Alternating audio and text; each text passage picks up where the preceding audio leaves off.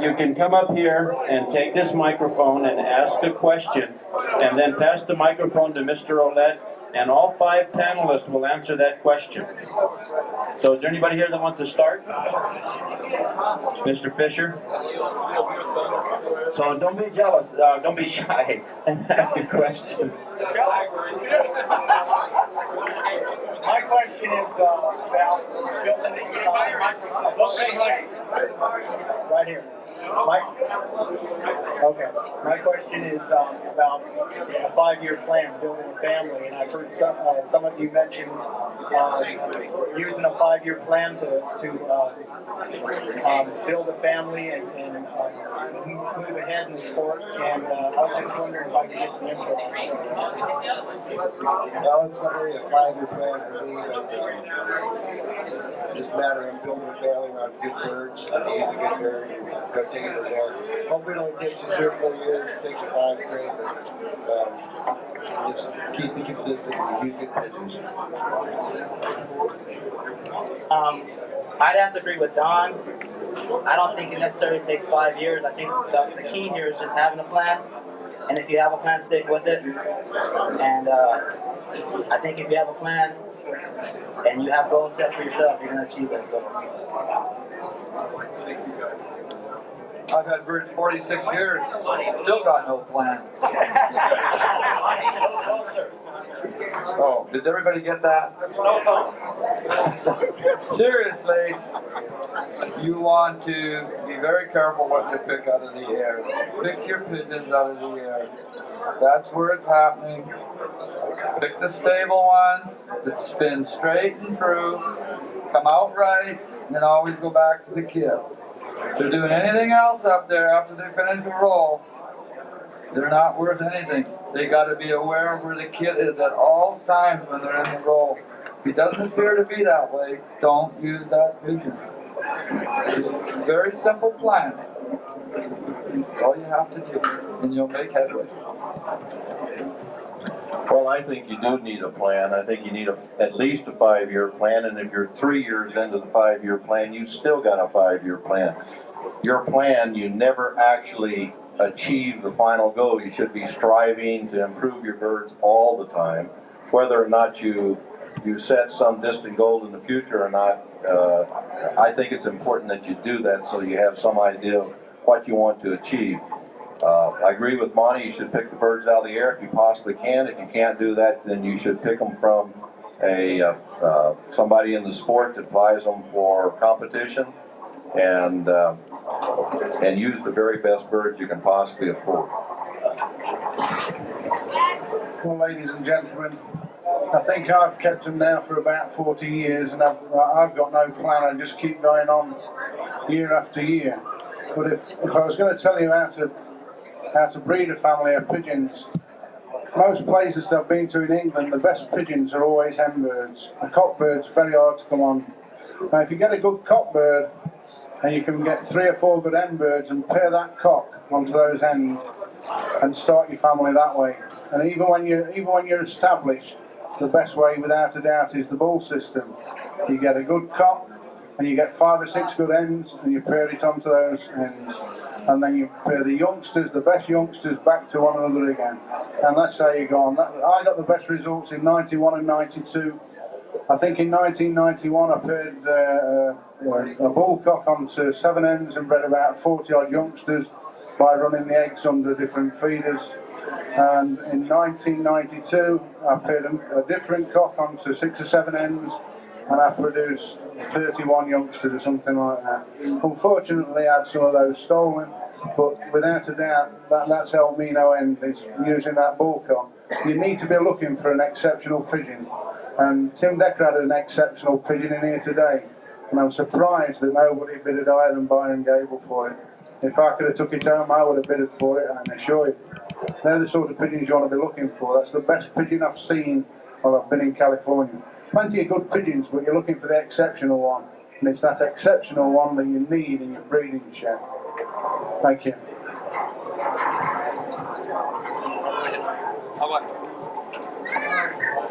My question to the panel is, my question to the panel is when you're building a team.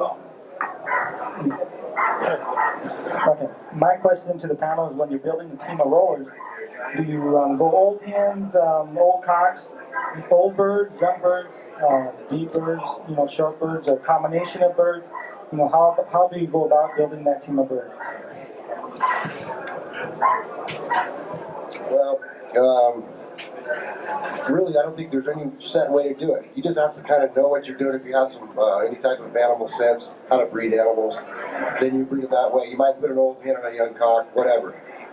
But really, there's really nothing written in stone. You have to try things. If you just try to be too conservative and too one way, I think you're making a mistake.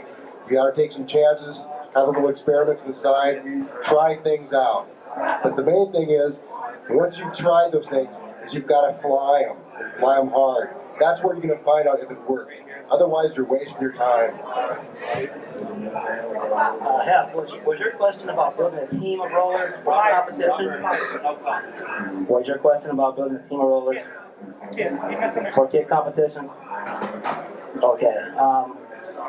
Well, I can talk about my World Cup kit. The birds in the World Cup kit that I depended on the most were the 2-year-old pigeons. And there wasn't a whole lot of birds like that, but there was 5 birds that I knew had gone through every competition I won up to that point. I could count on those birds. Those birds from work dependable, and those are the birds that I think won the competition for me. I think if you're flying older pigeons, they're tougher to fly, but they're a lot more consistent. They're a lot more reliable, and those are the birds I would count on if I was trying to build a team. As far as deep birds, short birds, I just try to put the best 20 birds that I have in the same team. Flying, if they kit well, no matter how deep they are, if they kit well, get back to that kit, I'm going to try to fly those birds in the competition. The best kits I've ever had have always been old bird teams and 20 old hens in the kit. It's a myth that you can't fly 20 old hens together or 20 old cocks. I've done both, and I've even had excellent, good old cock teams. 20 old hens, when you get them right, the hens are usually better spending than the cocks. They're not going to run away looking for other cockbirds. They're not. If you got them in the right flying condition, they'll sit in that coop, mind their own business, and they're unbeatable when you got them, and they'll be consistent. And that's what I'm always working for, is an old kid of hens, 2 years old and up. And they're just about unbeatable. And they're easier to handle, too. I think you ought to do just what Robert said, put the best 20 birds together you possibly can. And the depth should not make a difference. The birds should be at least deep enough so you have an opportunity to evaluate the spin. The deeper the birds are, as long as they're able to get back to the kit, then that's probably the birds you should fly. Can you remind me of the question again, please? The question was, how do you build a team of pigeons? And you've got to start with top quality stock, haven't you? If you start with top quality stock and build your own family, the reason you need a family of pigeons to fly competition isn't that they'll all roll the same if they're a family. So they want to all have the same wing action, and if you've got a family of pigeons, the chances are they'll all have the same wing action or a similar wing action. If you've got pigeons from all over the place, even though they're good pigeons, when you try and fly them in a kit, they'll fly all over the sky. You need a family of pigeons with the same wing action, a family of pigeons that will take the same amount of food, not some that want 5 ounces and some that want 2 ounces. You want to develop a family that have all got the same constitution. That's why you want a family of pigeons. So they've got the same constitution, the same wing action, but after you've done all that, you've got to have 20 pigeons that can roll. If you've only got 13 pigeons in the kit that can roll, then you're going to be struggling. You need 20 pigeons that can do the job, and even then, you won't get them doing it all together on the same day. Sometimes there'll be 2 or 3 that are exceptional, and another day there'll be a couple more. So it's difficult even when you've got 20 good ones. Thank you. I want to make a comment about depth. I try to make up 20, 30 footers, and I want them hit in a heavy cluster, stop together in that cluster, and they got no place to go. And one of the guys that can do it is Georgie here. He flies deep pigeons together when they're right and the cluster together. They don't got no place to go to warm up. They're already there. You want big, deep clusters. If you got uneven birds with uneven depth in the kit, you're going to have birds out. Sure, if they're coming some 10 feet, some 20, 30, how are you going to form up easily? It's very difficult when you're getting the big breaks like that. Want to say something about it? Sorry, Dan. When they're talking about depth, just in case the question don't come up, because I think it's really important. The depth that a pigeon rolls, everybody's talking about they're rolling 10 yards and 20 yards. Nobody can tell how far they're rolling in the blue sky. Well, let me tell you, the thing to do, from the start of the roll to the finish of the roll, if you actually have time to analyse that roll, then the pigeon's deep enough. Now, forget about the depth now, that's all you need to know. If you get a chance to analyse it, it's deep enough. If it's over that quick, you can't analyse it, it's too short, don't score it. And while we're on it, we'll do the height one. If the pigeons are flying that high that you can't see the wing beat, you shouldn't be judging them. They shouldn't have a 1.1 or a 1.2 because you can't see them. So if you can't see the wing beat, they're too high. If you can see the wing beat, you can see the quality. If you can see the quality, you can judge them. If you can't see the wing beat, you can't see the quality, you shouldn't be scoring them.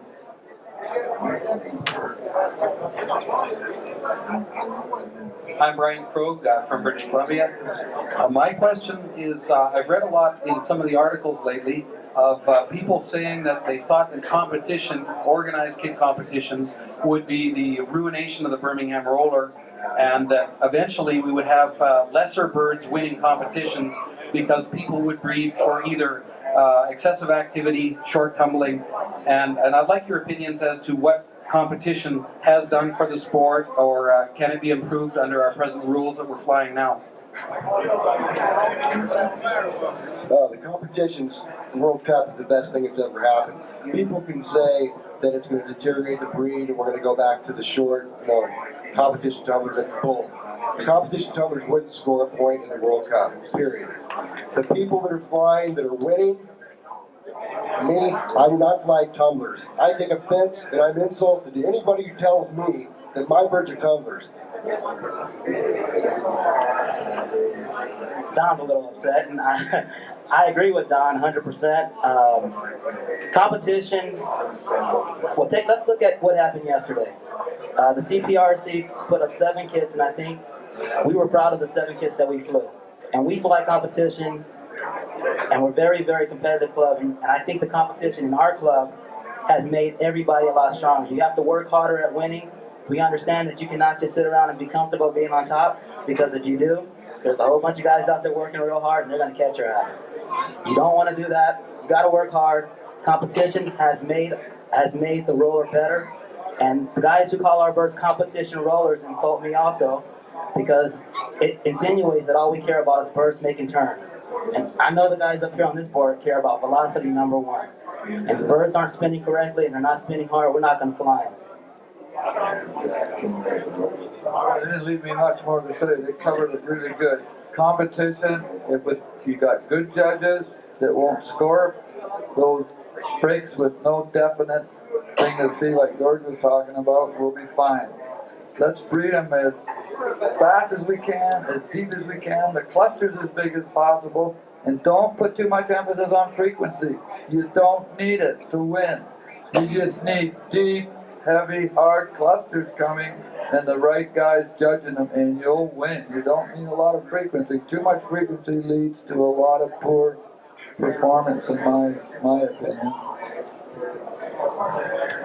Having been around since the early 70s, when there was maybe 3 to 5 people in Southern California that were interested in flying competition, and maybe that many people that had birds that could spin. And today, I think if you went on the fly yesterday, you can see that everybody that flew yesterday had some good pigeons in their kit that would be quality birds that you'd like to take home and breed out of. I think that speaks for itself. We only flew 8 people yesterday out of our particular club, the CPRC, and believe me, if you look in the audience today out here, the people that are enthusiastic about flying roller competition, it will lend itself to realizing that there is a lot of good birds out there, and believe me, they are not just tumblers. The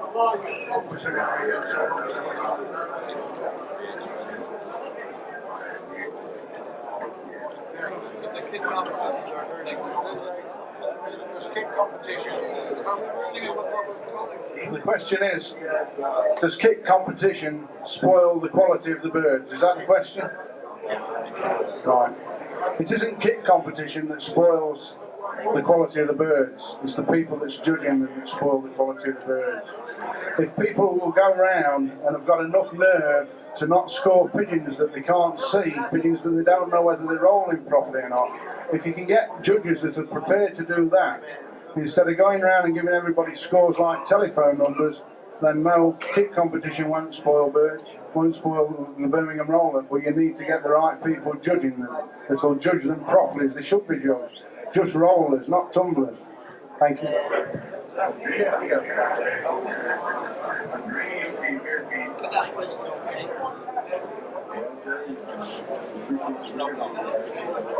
Hey, my question to the panel is, before kit competition, how do you prepare your kit for the competition? It's a year-long process. It's nothing I'm going to do, 10 days before. This is something that's done 10 months before. Those birds are flown. The ones that are in that kit, let's say a week or two before the big fly, those birds are tried and true. They're tested. They're ready. And I'm not pulling no tricks at the last second to try to, pull it out of the fire. It's a year-long thing, and you have to be consistent, pay attention, and be selective, and that's really where it's at with kit competition for me. Okay, as far as preparing a kit, the first thing I really want my birds to do is just be healthy. They're not going to perform the peak. They're not going to give you that peak performance if the birds are not feeling good. So I start by worming them, just making sure basically the birds are well taken care of. Their feed is clean and all that stuff. As far as putting your kit together for competition, the thing a lot of guys probably don't understand is that my kit changes from month to month. I mean, there might be a bird today that's doing great, but tomorrow doesn't want a kit, so you gotta be switching birds in and out. Like Don said, it's a continual thing that you're working on daily, trying to put your best 20 together, and hopefully when competition comes around, they click for you. But it's not something you do, overnight. It's something that you're working on constantly. As birds come in, better birds come in, you're replacing the bird, trying to improve the quality of the kit. Don's right, it's a year-round process. If you think you can neglect them for 6-7 months and get them ready for the World Cup with only 3 or 4 months, you're just kidding yourself. You got to go out there every day and work on those birds and read your pigeons from a day to day. So when I say read them, you got to look at the condition they're in. Are they healthy enough? Are they getting too strong? Are they getting too weak? You got to do all these things. And if you think you're going to get them ready in a week or 2 weeks, because you're so wonderful with the birds, forget it. Work on them all the time. You're not going to beat Don or Robert or me if you think it's a 5-month job. You're not going to beat Jerry either. Well, we know we got to beat you, To get your kit together, what may work for me in Southern California, if you're from some other part of the country, may very well not work for you. Like the rest of the gentlemen up here said, one of the things you have to do, there's no substitute for flying the birds and having them in tip-top condition. Health-wise, speaks for itself. You should make sure that they're very healthy, wormed often, put them on a wide spectrum antibiotic to knock down anything that they have. But most of all, be in good condition. And you have to spend the time flying them and watching those birds. You can't just kick them out, go take care of your chores, and come back and feed them in and expect that to be enough to take care of it. You've got to know those birds like they're friends. You've got to know when they feel good. You've got to know when the ones that ride in front of the kit. You got to know the ones that need a little extra feed. You have to know those birds very good. There's lots of things that we can talk about and about preparing your kit 10 days before the fly or a month before the fly. But most important, if I had something to say, is to make sure that you had good pigeons and that they're very, very healthy and clean. The question was, how do you prepare a kit of pigeons for competition? I'm preparing my pigeons all the year round for competition. I'm trying to win the flies every weekend there and all. But so all the time I'm trying to keep the pigeons right and on form. But coming up to a competition, if the birds aren't doing a lot, you've got to change something. If they're flying for 3/4 of an hour and they're not doing a lot of work, then you could cut the feed down. Or you could change the feed. If they're only doing half an hour but they're not doing a lot of work and you've been flying them on wheat or milo, change the feed. If you've had them on wheat for 6 or 7 weeks, put them back on milo for a few days. You could separate the cocks from the hens 2 or 3 days before a competition, and then about 2 or 3 minutes before you liberate them in the competition, let the cocks back in with the hens. You always want to try and fly more hens than cocks in the kit. It's a better kit with less cocks in. You don't want cocks in the kit that are overfed, that are clapping about the sky trying to drive the hens down to nest. You'll never do any good with them at all. There's lots and lots of things you can do, but basically you've got to have top quality pigeons. If you haven't got 20 top quality pigeons, you're never going to get the big breaks out of them. And you can get them if you put enough work in. I'm telling you that, and I couldn't have won a fly this year if I'd have been the only one flying in it. But there you go. Thank you.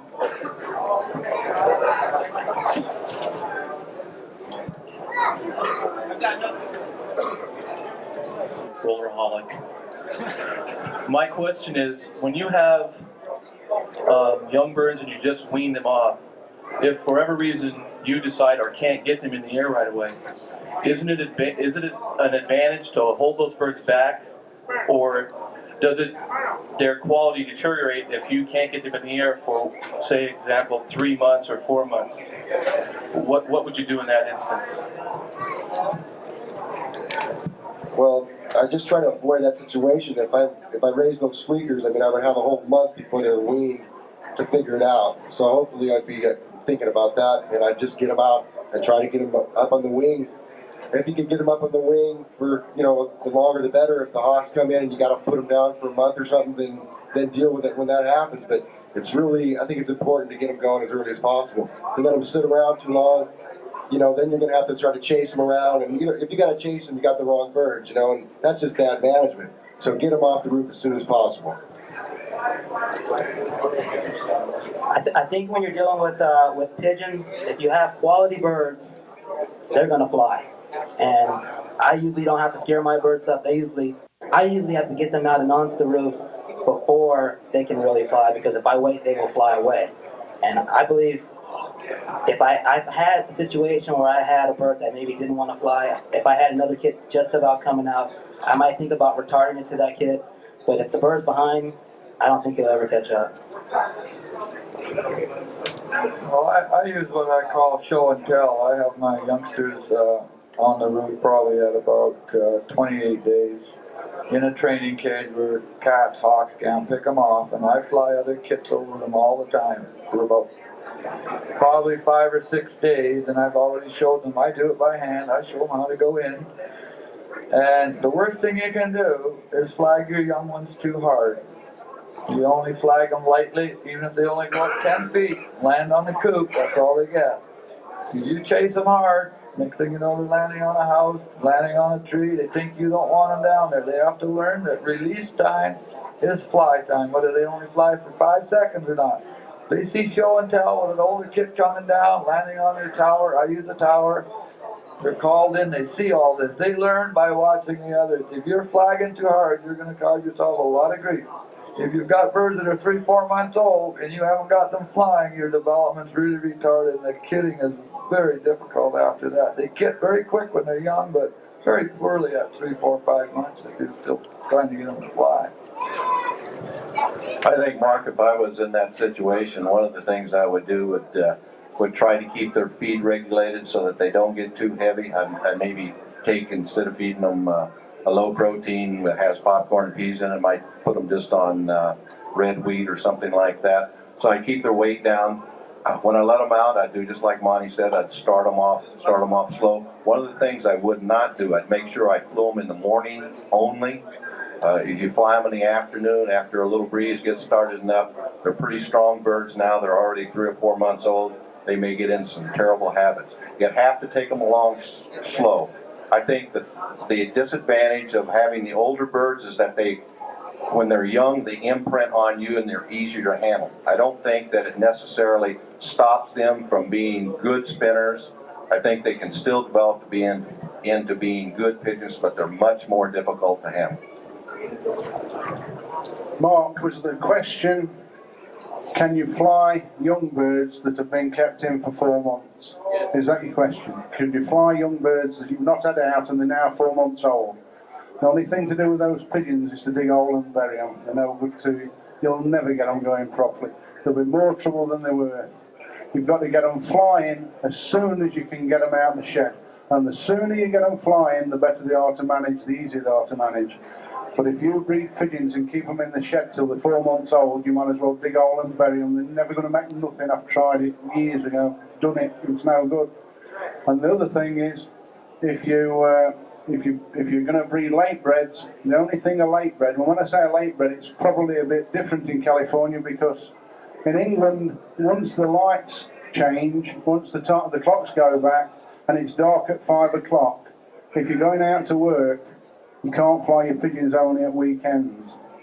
So if you breed late breds, that means pigeons that you're going to be having out with only about 3 or 4 weeks of daylight left to fly them every night. Those pigeons are no good to you either. They've got to go out every day. So if you breed late youngsters, or late round youngsters, and you can't get them flying, they're no good to you unless they're out of your very best pair of pigeons and you want to save the youngsters for stock. Don't fly them at all, just save them for stock. Then they're all right. But them youngsters at 3 months old, 4 months old, you should have given them to somebody. You know, let somebody else that can fly them. If you can't fly them straight away, but they won't make anything. Thank you.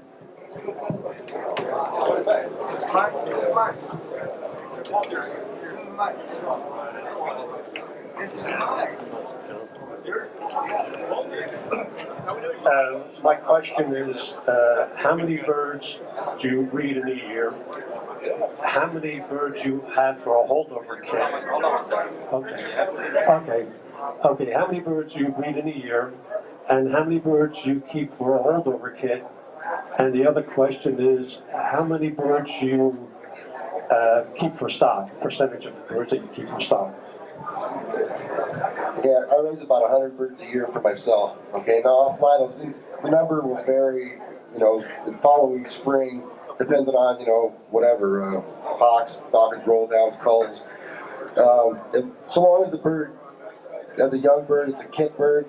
If it's not rolling, has major rolling faults, I'm not going to cull it out of there if it's a kit bird, because you're going to need those birds.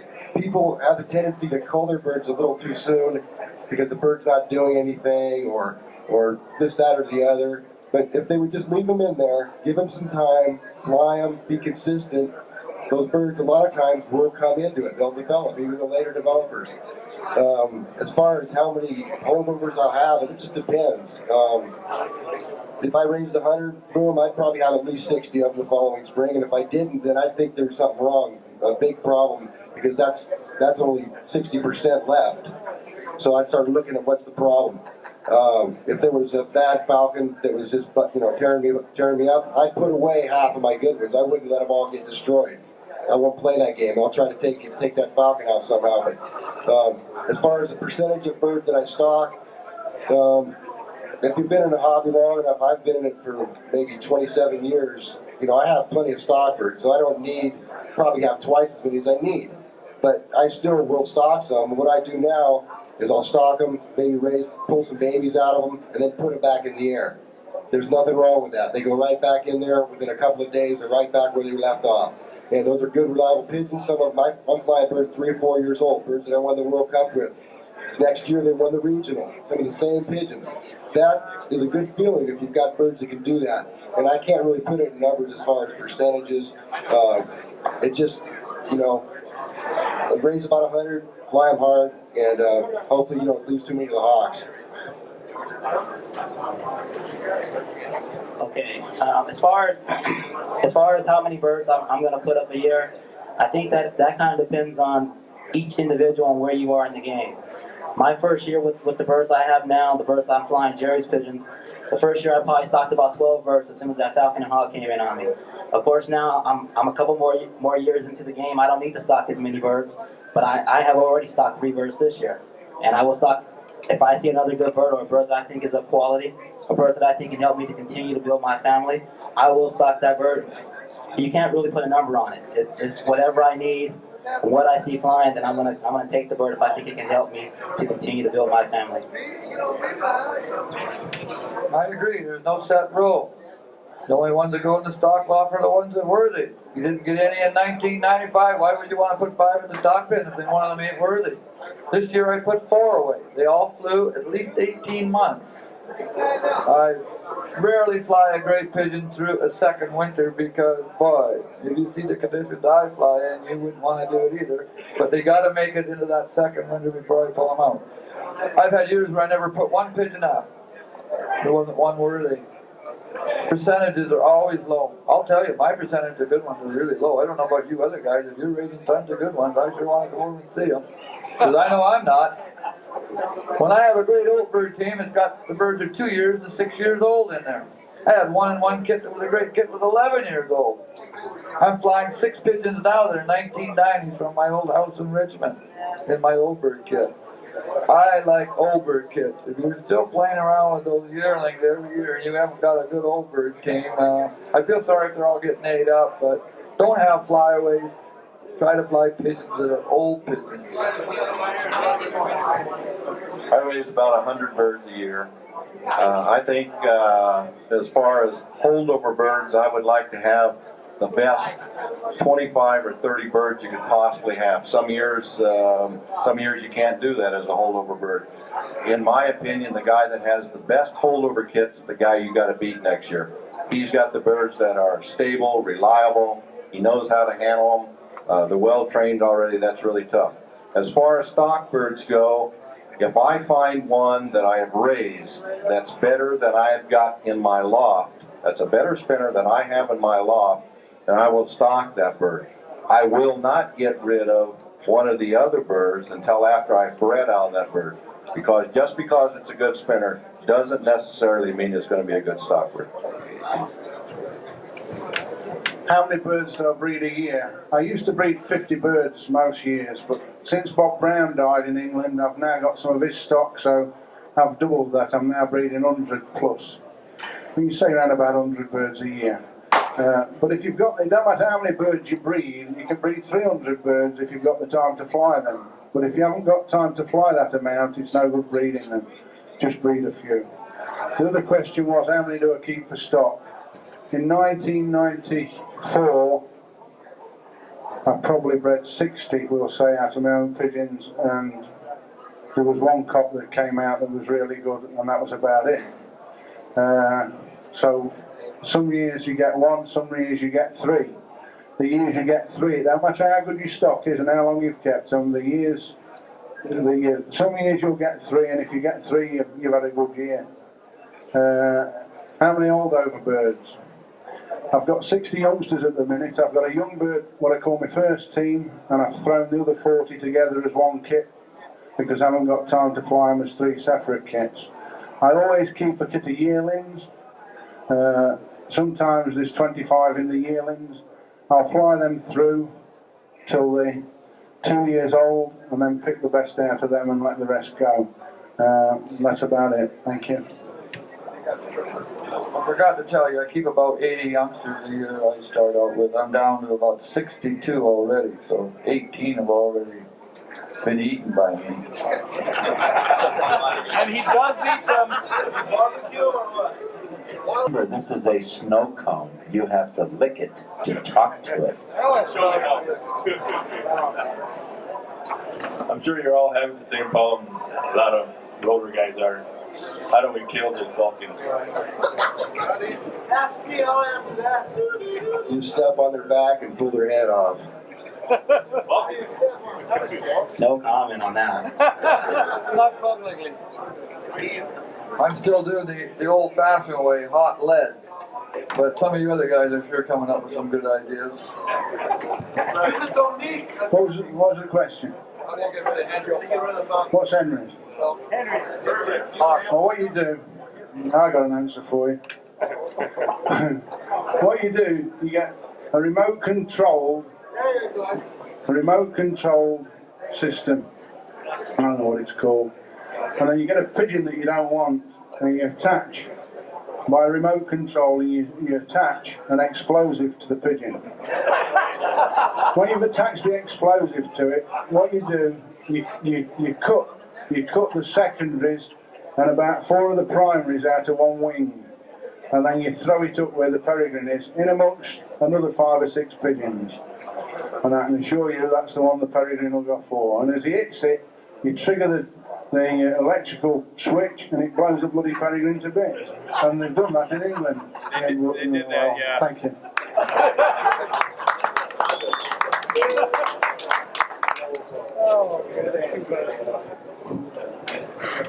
Next, please. Remember, it's a snow cone. I know some people try and, you've all alluded to the fact of trying to keep them basically in competition condition as the year goes by. What I'm interested about, do you try and keep them lean all the time? Do you cycle the food up or down? And in the day or 2 or 3 or 4 prior to a competition, do you change your feeding in any way? Okay, when I start them, I probably am different than most people. I don't really want them healthy. I don't want them to have any body fat. I don't want them to have nothing. Just big feathers. Young birds, I'm not going to build them up and tear them down. My birds are torn down. Like I said, at the end of the year, by the time World Cup rolls around, the birds that are in there are strong pigeons. They've gone through a whole year of torture. And if they can make it through that, then they're right where I want them. So I don't have to. The only time I'll adjust a feed is if they're flying for 2 hours, I'm going to cut them back. If they do it again, they don't get nothing. If they do it again, they don't get nothing. You know, believe me, pretty soon they will come down and stay down where you can see them. That's half the deal. The only thing I do is I'll keep them, I fly them every other day, and I give them, say, a cup and a half of half wheat, half Milo. I'll adjust it to how long they're flying. The last time I feed them, I give them 2/3 of their ration, and then 10 hours before I fly them, I give them the other third. And it works like a charm for me. It was an accidental thing, and it worked, so I did it again, and it worked, so I just keep doing that. That's all I really do. But, you know, I heard Jerry and Robert talking about worming their pigeons and go put them through the routine, and I have no problem with that. I don't do it, but you know, I think that there's different strokes for different folks. There's more than one road to roam. You just have to try to find out something that works for you. And what works for me is just starting them out, keeping them lean from day one. And like I said, the ones that survive, they're strong, and you can count on them. They'll be there for you when you need them. You have to know your birds and know your family and know what works for you. And the only way you're going to learn that is by experimenting, okay? And if it doesn't work, then try something else. I've listened to a lot of guys and talked to a lot of guys who have flown great kids and try to find out what their secret was, and what worked for Jerry didn't always work for me. So I had to find out what worked for my environment, my conditions, my pigeons. As far as keeping them lean and weighed down, I can't do that with my birds. My birds are pretty active. I think if I keep them lean, I'll roll a lot of them down. And the ones that are high strung or the ones that are easy to wind up, per se, those are the ones that I like to fly on my kit because I can generally get those to do what I want to do by changing the feed very, very little. When preparing them for the kit, I bring my kit down with the red wheat. I've tried Milo, and it just doesn't work for me and my birds. After about 4 or 5 days on red wheat straight, I can pretty much control them the way I want to. I can get them to fly as long as I want to, and I can get them to fly the height that I want to. And the last 3 days before the fly, I usually put them back on what we call economy out here, which is a 12% mix. I bring them back up slowly with that 12% mix, and that's how I won the World Cup. I haven't dewormed in about 15 years. I haven't used an antibiotic in 25. Either make it or they don't, but I do keep the loft very dry, very, very airy, tons of air. I get some sick birds, mostly in the young birds. I usually lose about 1 or 2 stock birds when I first made up. For some reason, laying eggs or whatever. It's usually a hen bird that goes down on me. I don't worry much about it. They didn't hack it under a real good environment. I'm not going to give them antibiotics to fix them up, but I will keep the loft spotless clean, the feed good, the water spotless. They got to make it. They got to be tough. You're going to make it too easy for them. I like to keep my birds like Don does, lean and mean, but I'm talking about the old birds, not the young birds. My young birds are right now a little fatter than they should be, but I'm trying to train them low. I give them enough. Don will tell you, it's an art form to keep them in the yard, and that's what I'm always fighting. Keep them mothers down. The better spinners are always your better flyers, and they're always going to go up. And if they go up, they're going to get in big trouble. The Henrys are going to get them, and you're going to have an overfly. The yo-yo feeding. And I yo-yo feed. You guys all know I've written the article many times, but I don't want to really get into it here too much because I've written it tons of times.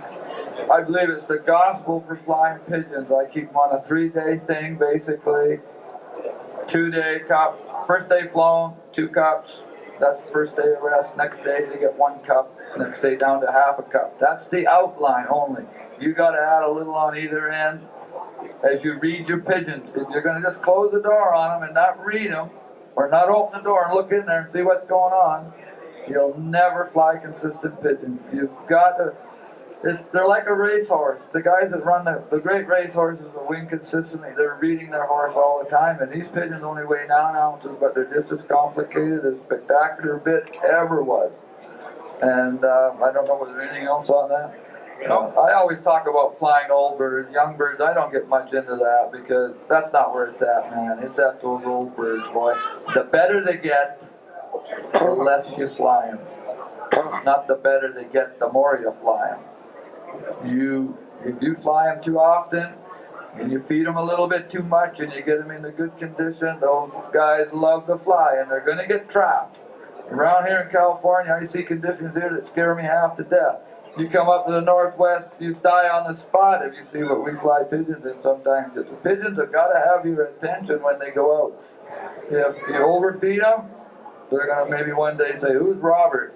I don't need him, I'm going, you know, or they'll do it to Jerry or George or anybody. Don't overfeed them, don't get them in too good a condition. Different birds have, in my what I call different constitutions. Monty's birds and Don's birds have strong constitutions. They're tough pigeons. Mine are not that way. What I do with the feed, when I'm not going into competition, I try to keep them fed with a good feed that allows them to stay healthy. When I get ready for a competition, then I do some different things with different feeds depending on how the birds are doing themselves. I think one of the most important thing is to make sure that the birds stay healthy and that you use a good feed. And then you have to do what works for you. In different areas, different things work for you. If you have a different kind of bird, like my birds don't have a strong constitution, I don't have to break them down a long ways to get them to be very active. It just depends on your bird. And when you learn your family of birds, then you'll learn how to handle them. If you need to take them down in order to get them to perform well, then that's what you'll do. If your birds are like mine, where you don't have to take them down quite so far, then that's what you would do. I can't remember the question now, but one thing I wrote down is something that's important. You must develop a family of pigeons to fly in the environment where you live. If you buy pigeons from somewhere else, 3,000 miles away from here, and you're living in California, they're not going to fly the same here as they would 3,000 miles away, 2,000 miles away, even less than that. So you've got to develop a family of pigeons that will fly in the environment where you live. Mr. Brian Cogg asked the question. Can you remind George Mason what the question was? Because by the time it gets down to this end, I forgot what the question was. Long-winded. I'm sorry about that. Okay, the other one was just prior to the kip fly, say 4 days ahead, did you start with your feeding schedule prior to the competition day? Would I change the feed? Would I change the feeding schedule 4 days before a competition. You lean them down, you feed them differently. No, if 4 or 5 days before a competition, if the birds aren't working well, it's difficult. You've got to try and do something if you're flying in competition, and 4 or 5 days before, we'll say they're flying for 1 hour, then you can afford to cut them right down. You can change the feed, as I've already said. I mean, if you've been feeding them on straight wheat, switch them over to Milo. The change of feed will bring them onto the roll. One thing that you do have to do is try and feed them for the time that you're going to fly them in the competition. In England, we know what time we're flying, give or take an hour. So you need to know what time you're flying and feed them for that time. You also need to start flying them at that time, but if you're at work and they've got you down to fly at 10 o'clock in the morning and you normally fly them at 5:30 at night, then you're struggling, because if you change, even if you manage to do it, if you only change that time of flying 2 weeks before the competition, the birds still don't do any good.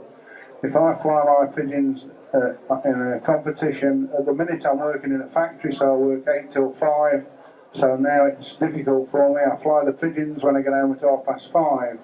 If I feed the pigeons and change the time of flying 2 or 3 weeks before a competition, I can let them out at 10 o'clock on a Sunday morning for competition and they'll be no good.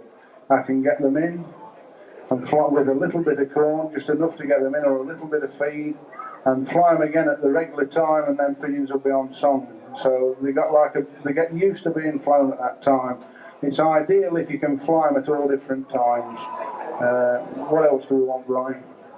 Is that it? Thank you very much.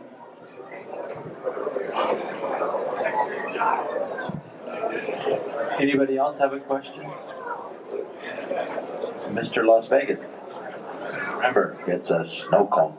Okay, when you first started with pigeons, at what stage did you determine that, hey, these are the birds that I want to work out? Is it just these are the best I've seen until I see something better? I go with that, or how long did it take you to determine that factor? Well, I pulled around with the rollers for probably, maybe 15 years before I finally stumbled on the ones I have now. I was fortunate to get the birds that I started with, a hen and 2 cocks, and I raised a few babies, and they were just, so much better than the ones that I had that I just got rid of the other ones. Eventually, and there was sentimental value there, that you had birds for that long, and I just ended up getting rid of all those and started working on these, and it's been about 13 years with that original 3-bird family, and I have no regrets at all. And I do it again. They're top class pigeons, and I hope I can prove that to you next year or following year or whenever.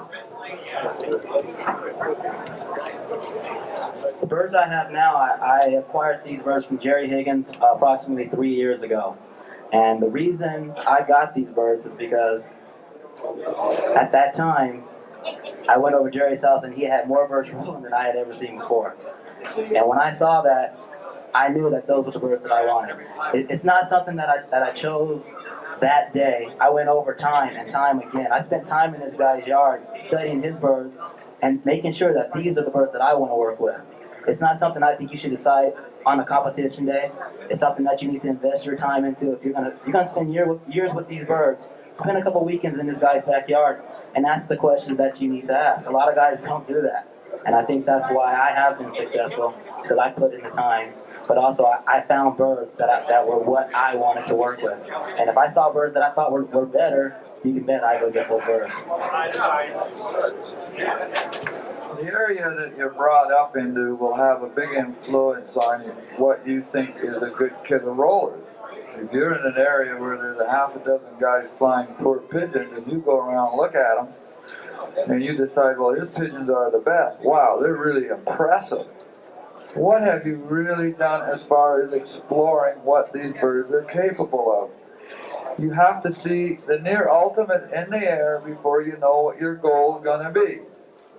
I saw it in 1969 at Bruce Cooper's house. I almost died when I saw his pigeons perform. But I had already traveled quite a bit, and I was flying some decent rollers already myself. But But boy, when I saw his, I said, now that's what a break is supposed to look like. I had a goal to set. And that's what you have to have. You have to go see a kit that's really on form, like Tom Munson flew for me a couple years ago. I had seen kits as good as that before, and I had flown as good as what he flew that day. But boy, there was 40 people in that yard, and a lot of them were beginners starting out. A lot of them had been birds only a little while.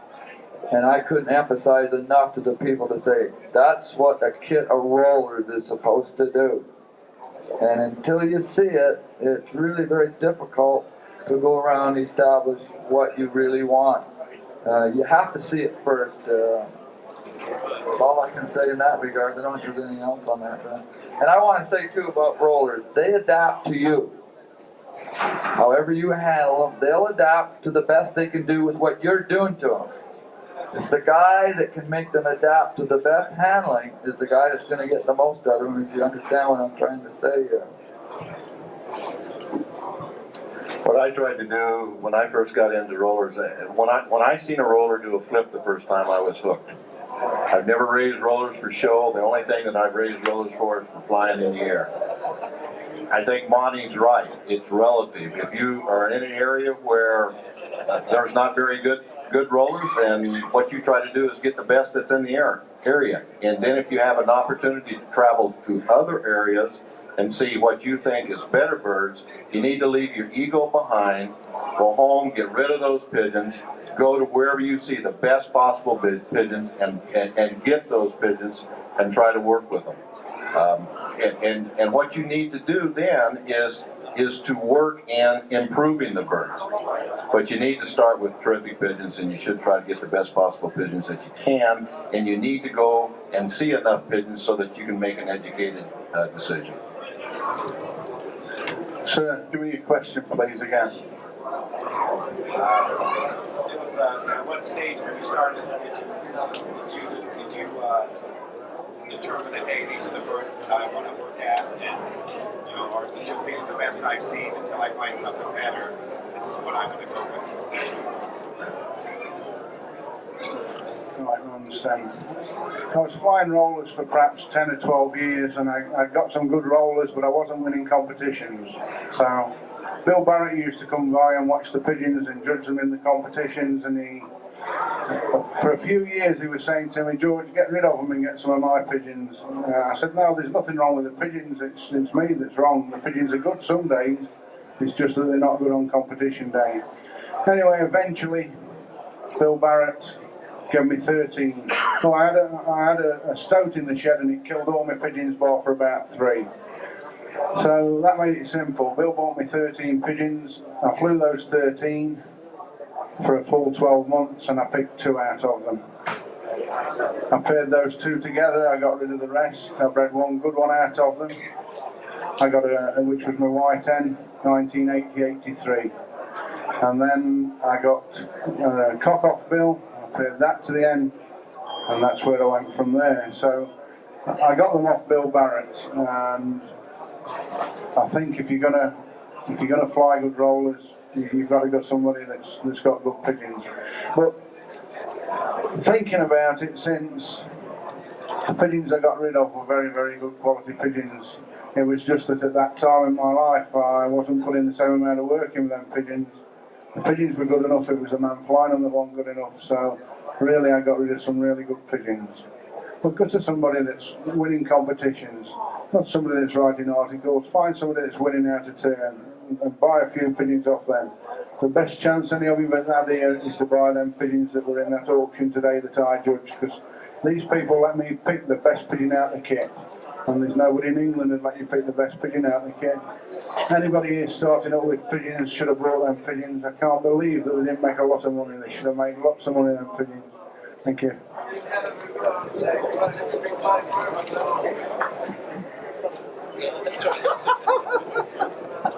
I have a question for the panel. We're getting more and more into competition flying and judges. And I've heard good things about judges and bad things about judges. What do you guys think that a judge should do when he judges an event, like say at least 30, 40 kids? How do you think he should go about starting out? How do you think he should go about finishing? And what are your ideas? And I think this is a question that you guys will really get some difference of opinions on. Because I have this gentleman in the middle. He's got some things to say. Well, judging is really an important thing in the competitions, like Jerry and George said. The main thing is that if you're consistent, you're fair, and you call them like you see them. You can't start changing the way you judge in the middle. You got to start one way, and you got to finish right the way through. If you're honest, you call them like you see them, you be fair, and you have integrity, okay? What else could you ask for? You're only human. You got two eyes. We've all got two eyes. It's a really subjective sport that we're involved with. You might see a bird and say it's 40 feet. I might say it's 20, and he might say it's 60. So what? If the judge is going to be the judge, then let him judge and accept his judgment. Be consistent, be fair, judge him all the way through. If you want to get into the multipliers, well, just let Monty do it because I can't beat him in an argument anyway. I think Don hit the nail on the head when he said be consistent. I think that's really all we ask for is if you are consistent, the best kid's going to win. And if the best kid doesn't win, there's a problem. As far as the multipliers go, I think I've heard John say something which I thought was very true. He talked about using the best kit that you've seen, maybe in that competition, and comparing the kit that you're judging at that time to that kit. As far as using the multipliers, if you think that kit that you're watching right now is better than the previous best kit, then you're going to have to go a little bit higher. The problem that we've had out here, or the problem we've had in the past, is people, maybe the first flyer, scoring him real low on the multipliers and really not having a place to go. I think Monty's going to handle that multiplier thing, so I'm going to leave that alone. I've been here 2 days. I've had a day and a half of argument, discussion, and debate over multipliers. When I went out and did the World Cup, I sat down with my good friend Brian here, and trust me, we gossiped 10 hours about how I should judge the birds, what I should be thinking about, and how I should handle myself, of course. The valet was running everything, Dave there, he told me if I didn't behave myself, he's going to wring my neck, and if you've seen how big Dave is and how small I am. But anyway, let's get back to these multipliers. What I decided when I went out was I would base my judging on what's the best kit I ever saw in my life. What my multipliers would be, and then I would grade all the kits I saw against the best kit I ever saw. And I think every judge that goes out in the field should have in his mind what's the best I've ever seen, set his multipliers on that kit. Believe me, that can't be 1.5, 1.4, because that kit you've seen has hit the wall. It's got to be up there at 1.8 or 1.8, I would think. And then you still got room to go if you see a better kit. They don't deserve 1.5, 1.4. I think some judges go out, they see a great kit, and they're intimidated by it. They don't want to give a good score or a high score because they'll think, oh, I'm a lenient judge. I hate to go back to Munson's kit, but if I'd have stood in his yard and been intimidated by that kit, give that kid a low score and low multipliers, that'd make me a jerk. I wasn't going to let that kid intimidate me. I gave them what they deserved. They deserved every point, only they deserved higher multipliers. But I had locked myself into 1.5 as good representation of the breed at that time, which was what I gave Don here when he won. And George got 1.6 and 1.6. And I already had it in my mind before I added up any scores. I wasn't going to have somebody say, well, you added it all up to see whether George would win or Don would win. And that's not the way it was. There was only 30-point difference, I believe, between George and Don. Don won, fair and square. George should have won, but he didn't. But that was his fault. But when we're intimidated by a good kid, I had a judge in my yard one day say that's the best kid I ever saw. Gave him 1.3, 1.3. That's not right. What are the rest of these multipliers for? When you fly a kit that's hit the wall as good as they're going to get, that's what we got to put those high multipliers on. As I said before, Barbara Ann Scott got the same multipliers as the girls today do, and there's no comparison in the skating, but they give them the best at what was available at that time. Sure, we all want to fly 20 birds that roll, spin 30 feet together in unison, all full turns. Sure, that's a 2. We haven't got them there yet. We've got to use all our multipliers more. That's my biggest complaint in all the judging I see. Don't be intimidated by the good kid. Judging is a tough, thankless job, one that I would prefer not to have. If I was a judge, I would hope that I would do the quality job that I think Don Ollet did in the last World Cup. I had a first-hand opportunity to see how well and how even-handed he did. If I'm ever lucky enough to be in that position, I hope I can do a job as well as he did.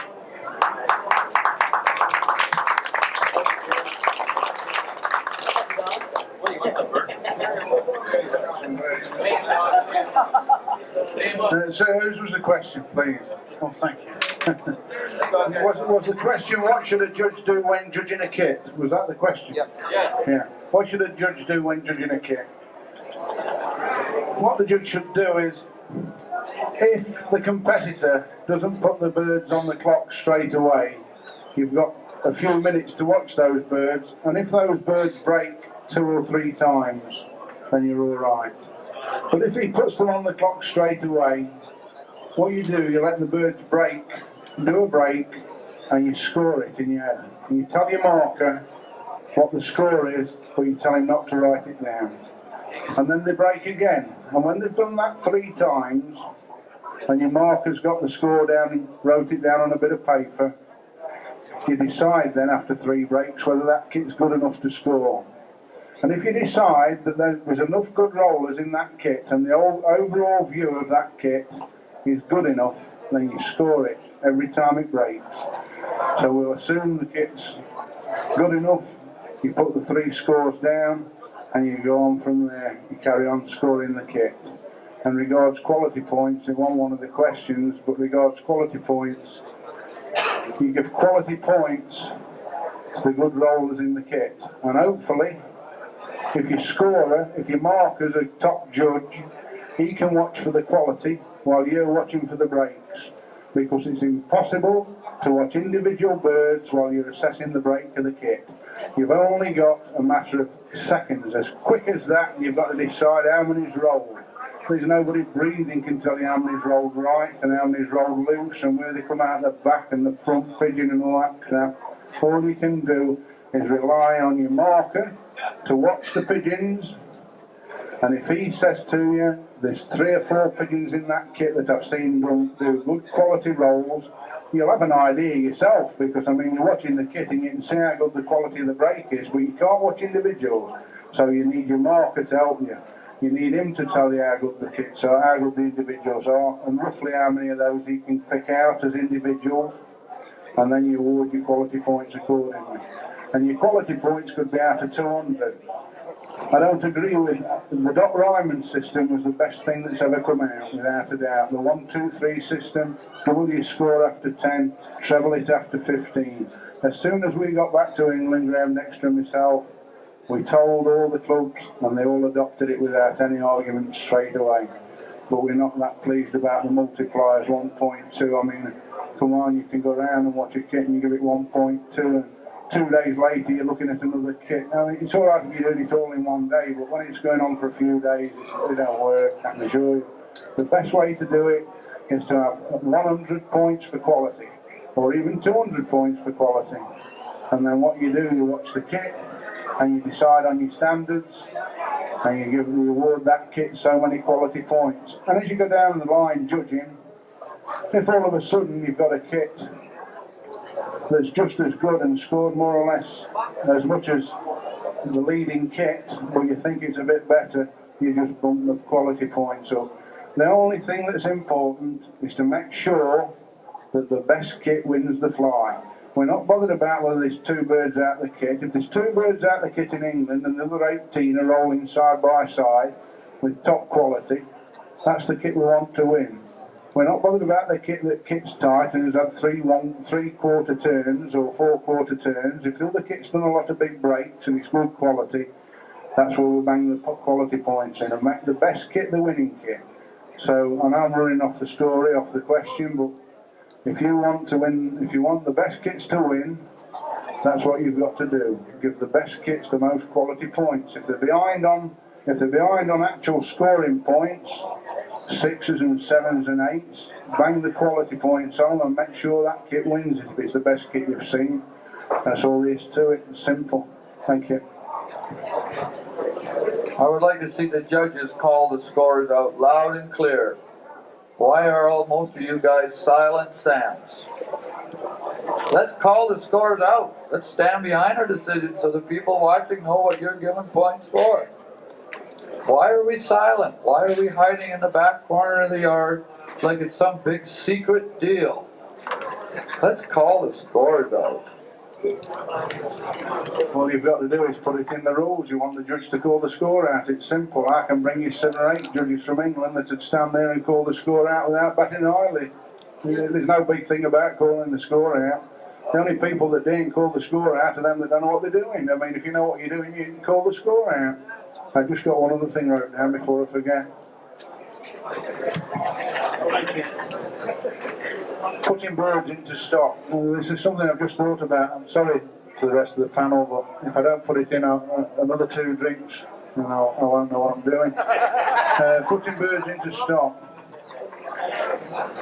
If you decide that you're going to have 10 pair of stock birds, that's fair enough. You've got 10 pair of stock birds, you know they're top quality or as good as you think they are. And all of a sudden, you've got a pigeon, a yearling that's absolutely top quality. But you can only keep 10 pair of stock birds, so you've got to get rid of one of these pigeons in the stock shed. Now, which one are you going to get rid of to put this champion into the stock pen? Which pigeon will you get rid of? And the answer is, you don't know which one to get rid of. The only way you know whether the pigeon that you bred in 1996 is better than the 3 that are in the shed from 1994 is if they're flown side by side. That's the only way you can pick them out. I know it's difficult in America to do that, to fly all your old birds because you're getting eaten up by birds of prey. I don't know whether I could stick it in America flying with all these birds of prey. But to improve the Birmingham roller, you've got to fly old birds. These young bird teams are a waste of time. They're a waste of time in England. You go around and watch the young bird flies, and you're lucky if you've got 2 kits out of all of them. That unless you want to score not so strict, shall we say, then you can't score the damn things. You've got to try and start flying old birds, but how you do it here with all the birds of prey, I don't know. But that's the only way to improve the Birmingham roller is to fly old birds. These young bird competitions are 9-month wonders. You've got a terrific kit of young birds, and then after 9 months, you go the next year and say, where are they? They're all dead. They're all dropped down on the roof or rolled down. And all you're doing is creating a family of pigeons that excel as young birds but deteriorate as old birds. As I say, it's difficult here. I don't think I could do it. Thank you.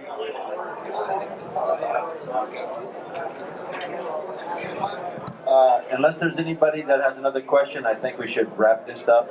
It's getting late and they're going to be tearing this place down. But if there's anybody else that has another question, let's make it the last question. No.